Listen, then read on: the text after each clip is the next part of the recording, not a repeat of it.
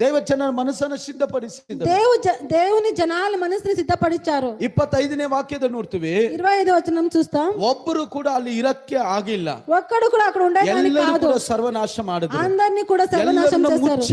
అందరిని కూడా మూసేశారు. 22ನೇ ವಾಕ್ಯದಲ್ಲಿ ನೋಡ್ಬಿಡ್ತೀವಿ. 22వ వచనం చూస్తాం. ದೇವರು ಅವರನ್ನ ನಾಶಪಡಿಸಿ ಅವರನ್ನ ಸಂಪೂರ್ಣವಾಗಿ ತೆಗೆದು ಬಿಟ್ಟರು. దేవుడు వాళ్ళని సంపూర్ణంగా నాశనం చేశారు. ಎಷ್ಟು ಜನ ಸಂತೋಷವಾಗಿದ್ದಾರೆ? సంతోషంగా ఉన్నారు. హల్లెలూయా హల్లెలూయా. ಶತ್ರು ಹೃದಯದಲ್ಲಿ ಭಯ ಉಂಟು ಮಾಡುತ್ತಾರೆ. శత్రువుల హృదయంలో భయం పుట్టిస్తున్నారు. ನಮ್ಮ ಹೃದಯದಲ್ಲಿ ಧೈರ್ಯ ಉಂಟು ಮಾಡುತ್ತಾರೆ. మన హృదయంలో ధైర్యం పుట్టిస్తున్నారు. ಮೂರನೇದಾಗಿ ನೋಡ್ತೀವಿ.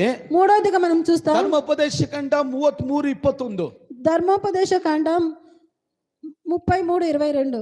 ನೋಡಿ ಆ ವಾಕ್ಯವನ್ನು ಓದೋಣ. ಧರ್ಮೋಪದೇಶ ಕಾಂಡ 33:21.